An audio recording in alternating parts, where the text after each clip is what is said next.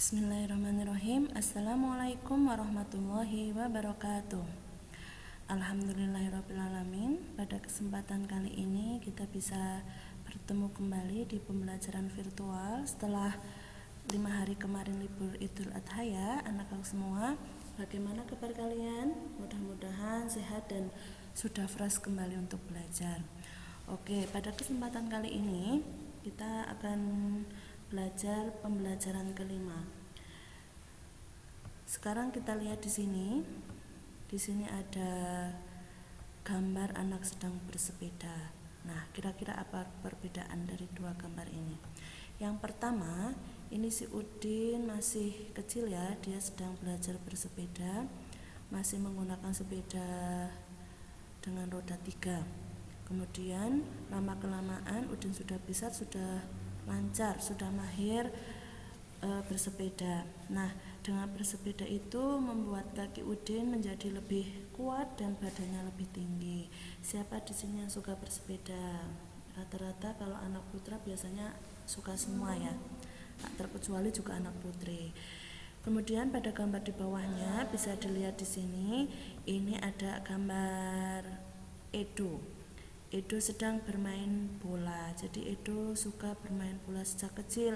Dia berlatih menendang bola. Kemudian lama-kelamaan Edo jadi mahir untuk sepak bola. Nah, ketika Edo bermain bola, membuat badan Edo itu menjadi lebih kuat dan lebih tinggi. Jadi kesimpulannya, rajin berolahraga membuat badan menjadi lebih sehat. Tubuh yang sehat itu jadi tidak mudah sakit, maka dengan tubuh yang sehat kita dapat tumbuh dengan baik. Nah, jadi faktor-faktor yang mempengaruhi pertumbuhan dan perkembangan makhluk hidup, setelah kemarin yang sudah Misika bahas tentang makanan yang sehat dan bergizi, ada lagi juga dari olahraga. Ternyata olahraga juga mempengaruhi pertumbuhan dan perkembangan makhluk hidup. Seperti itu ya, sudah paham ya? Oke, sekarang kita lanjutkan di halaman berikutnya. Pada gambar ini, kalau ini gantian yang putri, di sini ada gambar Siti. Sedang melakukan apa itu Siti? Ya, betul. Siti sedang berlari. Ternyata Siti mempunyai hobi berlari. Kemudian di sini ada Dayu. Dayu ternyata mempunyai hobi suka berenang. Lalu di sini juga ada Lani. Ternyata Lani ini mempunyai hobi suka lompat tali. Nah, dari ketiga anak ini mempunyai kegemaran olahraga yang berbeda-beda. Nah, pada kesempatan ini kita akan belajar tentang menghargai perbedaan. Jadi, perbedaan itu tidak menjadikan permusuhan ya.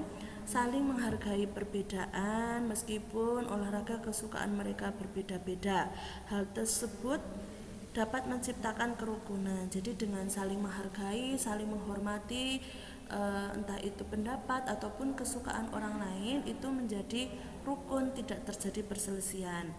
Selain itu, saling membantu jika kita melihat teman yang kesulitan. Jadi ketika melihat teman yang kesulitan, seperti yang pembelajaran yang sesudahnya itu ya, melihat anak ternyata mau mengambil bola tidak bisa dibantu, melihat teman kita yang kesusahan ketika membawa barang banyak kita bantu, ataupun saat mengerjakan tugas misal ada teman yang kesulitan kita membantu. Nah, saling menghibur pada saat sedih, kemudian saling bekerja sama dalam melakukan pekerjaan ini.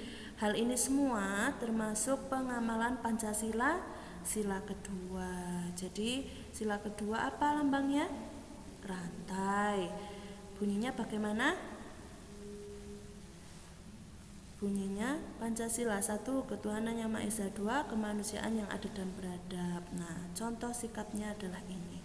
Oke, sudah paham ya Anda semua? Nah, mudah-mudahan Anda semua sudah bisa nih menjalankan mengamalkan pengamalan Pancasila sila kedua. Oke, sekarang Misika lanjutkan. Nah, di sini ada tugas. Yuk berlatih menulis pendapat dengan menjawab soal. Jadi teman semua, Ananda semua itu berlatih untuk menulis pendapat pada halaman 85 buku paket ya, nanti ditulis pada buku tulis tematik. Di situ ada soal. Mengapa kita harus saling menghargai perbedaan? Anda tidak perlu menulis soalnya, hanya langsung menulis jawabannya saja. Misal kita harus saling menghargai perbedaan supaya seperti itu. Kemudian soal yang kedua, apa saja manfaat yang akan kita rasakan jika hidup rukun? Lalu yang ketiga, mengapa kita perlu bekerja sama? Kira-kira mengapa ya? Alasannya apa? Kenapa kita perlu bekerja sama? Oke, setelah itu kita lanjutkan. Nah, di sini kira-kira ini gambar apa? Yo. Ya, di sini ada gambar sebuah keluarga yang sedang melakukan rekreasi ya atau piknik. Nah, jadi tadi selain berolahraga, ternyata rekreasi bersama teman, saudara, atau keluarga juga dapat mempengaruhi pertumbuhan dan perkembangan. Kok bisa ya? Bisa tentunya, karena dengan berekreasi memberikan kesempatan tubuh untuk beristirahat dan pikiran menjadi lebih segar. Kita nih, misal ada yang suka berekreasi ke pantai, ada yang suka berekreasi ke wahana permainan, ada yang suka rekreasi ke pegunungan, bermacam-macam. Nah, itu salah satunya supaya kita itu happy, kemudian jadi setelah refreshing pikiran kita juga semakin lebih segar. Makanya ketika kita nantinya kembali bekerja ataupun belajar menjadi lebih semangat lagi. Nah, ternyata dengan berekreasi salah satunya ini juga mempengaruhi pertumbuhan dan perkembangan makhluk hidup. Oke, sekarang kita lanjutkan. Nah, kalau pembelajaran sebelumnya kita sudah berlatih, Mesika juga sudah menjelaskan tentang penjumlahan tanpa teknik menyimpan dan penjumlahan dengan teknik menyimpan. Nah, kalau sekarang kita akan berlatih belajar pengurangan tanpa teknik meminjam dan pengurangan dengan teknik meminjam. Apa itu? Kita lihat ya. Jadi ketika melakukan penjumlahan atau pengurangan, kita menggunakan cara bersusun pendek seperti ini. Jangan lupa tempatkan sesuai nilai tempatnya. Misal angka 5, 1 ini pada ribuan berarti urut di ribuan, 4 dan 2 pada ratusan urut di ratusan, hasilnya juga di bawahnya. Puluhannya ini juga angka ini di puluhan, 8 dan 4 ini satuan, urut di satuan.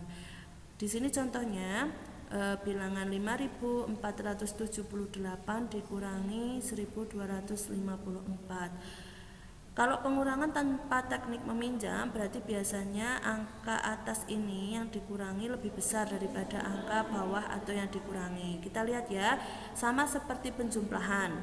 Ketika bersusun pendek seperti ini, cara pengerjaannya mulai dari belakang dulu, dari satuannya dulu. 8 kurangi 4 hasilnya 4 ya, 8 lebih besar daripada 4, jadi dia tidak perlu meminjam. Kemudian 7 kurangi 5 hasilnya 2, 7 lebih besar dari 5, jadi tidak perlu meminjam.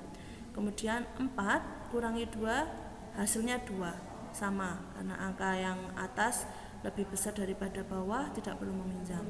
Kemudian pada ribuan, 5000 kurangi 5 kurangi 1 hasilnya 4, tidak perlu meminjam juga. Jadi ini adalah contoh bilangan pengurangan tanpa teknik meminjam. 5478 dikurangi 1254, ketemu hasilnya 4224. Sampai sini paham ya? Kalau sudah paham, kita lanjutkan di pengurangan dengan teknik meminjam. Nah, kali ini apa itu pengurangan dengan teknik meminjam? Tentunya angka yang dikurangkan lebih kecil daripada angka yang untuk mengurangi. Kita lihat contoh di sini. Ada angka 4249 dikurangi 1926. Nah, kita nanti ketemu di sini ada angka yang enggak bisa dikurangi. Nah, misal dari belakang ya. 9 kurangi 6 hasilnya 3, 4 kurangi 2 hasilnya 2. Nah, sekarang pada nilai ratusan ini ternyata 2 dikurangi 9 tidak bisa, karena 2 lebih kecil dari 9. Maka caranya angka 2 ini biar bisa dikurangi 9, dia meminjam angka depannya yang ribuan ini. Ketika meminjam, dia menjadi 12. Ya, dari 2 meminjam 1 jadi 12. 12 kurangi 9 hasilnya 3. Nah, jangan lupa angka depannya ketika dipinjam dia akan berubah. 4 dipinjam 1 dia menjadi 3. Nah, 3 ini nanti Anda bisa ditulis ya supaya tidak terlupa. 3 kurangi 1 hasilnya 2. Jadi 4249 kurangi 1926 hasilnya 2323. Sampai sini sudah paham? Nah, sekarang ayo kita berlatih mengerjakan latihan soal pada buku paket halaman 92. Di situ sudah ada 3 soal ya. Anda bisa belajar berlatih untuk menghitung pengurangan dengan teknik meminjam. Sama yang tadi pengurangan tanpa teknik meminjam pada halaman 89 juga dikerjakan di buku paket saja. Oke. Jadi untuk hari ini Ananda berlatih untuk soal pengurangan tanpa teknik meminjam dan dengan teknik meminjam pada buku paket. Kemudian Ananda berlatih menjawab soal yang tadi ya. Ini menulis pendapat yang 3 soal itu pada buku tulis tematik. Oke, semoga Anda semua dapat memahami pembelajaran kali ini. Semangat untuk mengerjakan. Mungkin itu saja dari Miss Vika. Kita bertemu lagi insya Allah di pembelajaran berikutnya. Miss Vika akhiri. Wassalamualaikum warahmatullahi wabarakatuh.